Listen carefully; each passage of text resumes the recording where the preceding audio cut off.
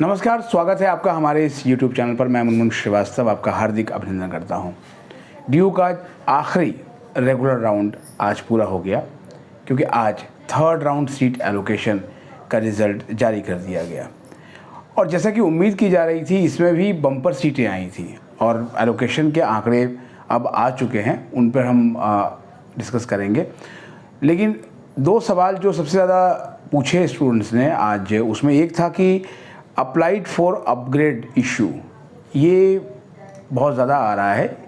ये कोई ग्लिच नहीं है। पहले भी हमने बताया था, तब भी कुछ ने कहा था कि नहीं सर ये ग्लिच है, लेकिन तब भी क्लियर किया इससे कोई ग्लिच नहीं है। ये उनको ऑप्शन ही आ रहा है जिनको सीट रिटेन कर दी गई है, मतलब उनको अपग्रेडेशन नहीं दी गई है। उन्होंने अप्लाई ज़रूर किया था, बट उन्हें अपग्रेड नहीं किया गया है। यही जानकारी जो है वो देर शाम तक जो है वो एडमिशन ब्रांच से प्राप्त हुई है। ये जानकारी हम आपको शेयर कर रहे हैं, क्योंकि आपके बहुत सारे कमेंट देख के ये पूछना पड़ा कि शायद ऐसा कैसे हो रहा है, या तो इनको सीट मिलनी चाहिए थी और या फिर इनका ऑप्शन जो है वो फ्रीज रहना चाहिए था।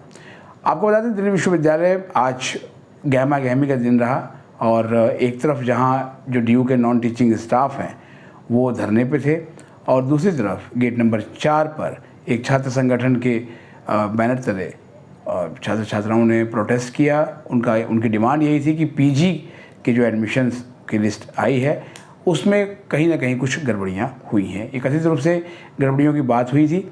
इसके बाद देर शाम तक जो है वो दिल्ली विश्वविद्यालय के गेट नंबर 1 पर कर्मचारी जो है वो वहाँ भी पहुँच गए प्रोटेस्ट करने के लिए, क्योंकि उनकी डिमांड है कि जो कॉन्ट्रेक्चुअल एम्प्लॉयज़ हैं उन्हें पक्का किया जाए, और इसलिए जो है वो जो डेटा वगैरह जारी होने में काफ़ी देरी हुई। लेकिन सवाल सबसे बड़ा यह है कि इस जो थर्ड राउंड की एलोकेशन हुई है उसमें किसको कितनी खुशी मिली है और कितने को मायूस होना पड़ा।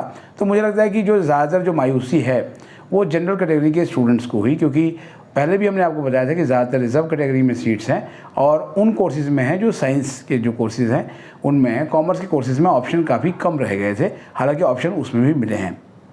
मुझे बहुत अच्छा लगा जब आज मैं आ रहा था रास्ते में, मुझे एक ऑर्फन कोटा जो ड्यू में इस बार शुरू हुआ है उसके तहत वेंकटेश्वर कॉलेज में इंग्लिश ऑनर्स में सीट पाने वाले एक कैंडिडेट ने फ़ोन किया, और उसने बताया कि सर मुझे सीट मिल गई। बड़ी खुशी हुई, क्योंकि ये बच्चा लगातार फ़ोन कर रहा था। ऐसे बहुत से जो बच्चे हैं वो फ़ोन कर रहे थे, और हमने सभी को जो जितनी भी हमारे पास जानकारी है वो देने की कोशिश की। लेकिन अच्छा लगता है जब इनके एडमिशन्स हो जाते हैं।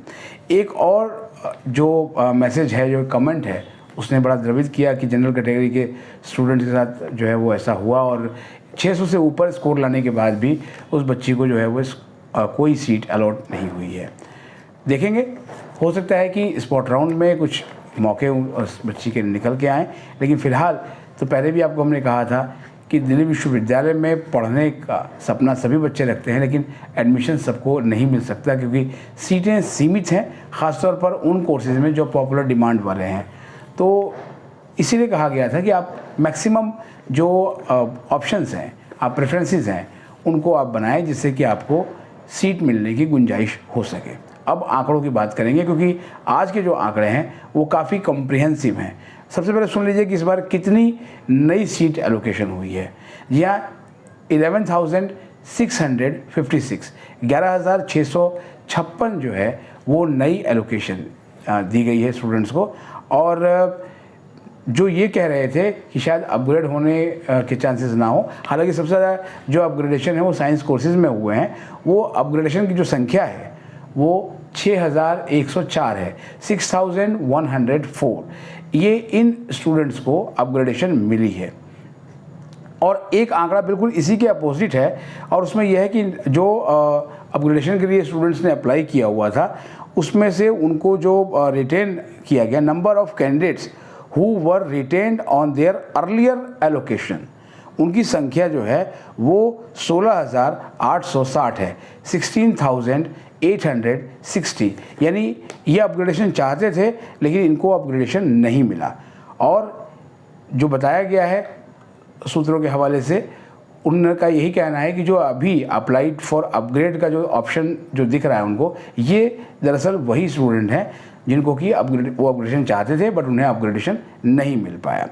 अब आप जानना चाहते हैं कि अभी तक कितने जो प्रवेशार्थी हैं उन्होंने फ्रीज़ किया है, तो जो आंकड़ा आया है उसके मुताबिक 34,642 34,642 ये कैंडिडेट्स हैं जिन्होंने अपनी सीट को फ्रीज़ किया है। यानी ये काफ़ी बड़ा नंबर है जो कि अभी तक अपना जो एडमिशन है वो पूरी तरह सिक्योर कर चुका है, क्योंकि जो फ्रीज़ इसने अपनी सीट करी है वो फाइनल एडमिशन है। यानी कि ये आंकड़ा है, मान के चलें कि दिल्ली विश्वविद्यालय में इतने स्टूडेंट्स ने फ्रीज़ किया है और ये बिल्कुल परफेक्ट एडमिशन है। अब आज ही कहा गया था कि जो सुपर न्यूमेररी कोटा जो है वो ड्यू का है, जो कि स्पोर्ट्स, ECA, CW इस सब में, उसका भी एक डिटेल्ड आंकड़ा आ गया। कई स्टूडेंट्स ने कमेंट किया था कि ECA की लिस्ट नहीं दिख रही है, लेकिन ECA की लिस्ट दिख रही है। वो फिर से एक बार अपना लॉगिन करके देख सकते हैं, क्योंकि अब से आधे घंटे पहले भी मैंने एक फ़ोन अटेंड किया था, तो उसमें भी एक स्टूडेंट ने जानकारी दी कि उसको ECA कोटा में सीट अलॉट हो गई है। तो स्पोर्ट्स कोटा के तहत सबसे पहले स्पोर्ट्स कोटा की बात करेंगे, तो जो ड्यू का जो खेल कोटा है, स्पोर्ट्स कोटा, उसमें 1544 जो है वो कैंडिडेट्स का सिलेक्शन हुआ है, 1544। इसके बाद जो दूसरा नंबर है वो ECA का है। ECA मतलब एक्स्ट्रा करिकुलर एक्टिविटीज़।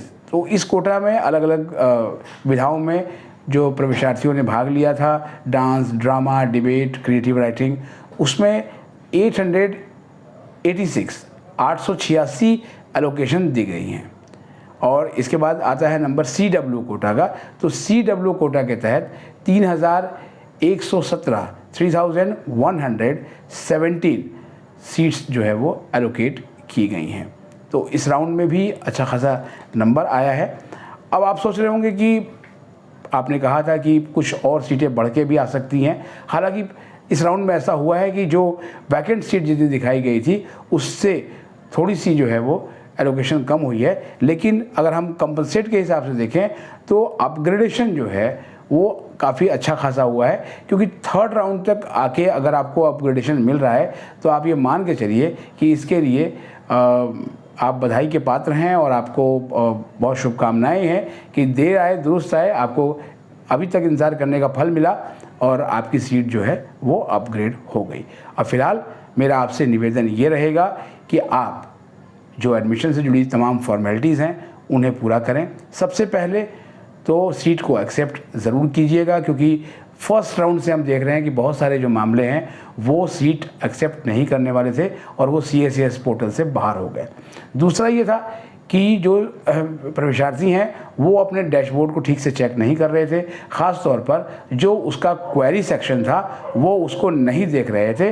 तो क्वेरी सेक्शन को आप ज़रूर देखें कि अगर आपने सीट एक्सेप्ट की है और उसके बाद डॉक्यूमेंट वेरिफिकेशन के समय अगर कॉलेज ने कोई क्वेरी रेज़ की है, आपके डॉक्यूमेंट में कोई कमी है, तो आप जो है बिल्कुल टाइम लिमिट के आधार पर ही आप उसको पूरा कर सकें, जिससे कि आपका प्रवेश सुनिश्चित हो। और उसमें सबसे जो आखिरी बात आती है कि आप फ़ीस ज़रूर जमा करें, और क्योंकि अगर आपने फ़ीस जमा नहीं किया तो भी आपका एडमिशन कंफर्म नहीं माना जाएगा। तो फिलहाल आप ये प्रक्रिया शुरू करें। कुछ स्टूडेंट ने सवाल पूछा है कि सर स्पॉट राउंड कब होगा, उसके बारे में बाद में बताएंगे, क्योंकि फ़िलहाल अभी इसके बारे में कोई अपडेट नहीं है। फ़िलहाल जिनका जो नंबर है वो इस राउंड में आ गया, उनको मेरी ओर से बहुत बहुत बधाई कि आपको अपना ड्रीम कॉलेज या कोर्स मिला और तीसरे राउंड तक आते आते आपका भी DU में पढ़ने का सपना साकार हुआ। आप सभी को एक बार पुनः बहुत बहुत बधाई।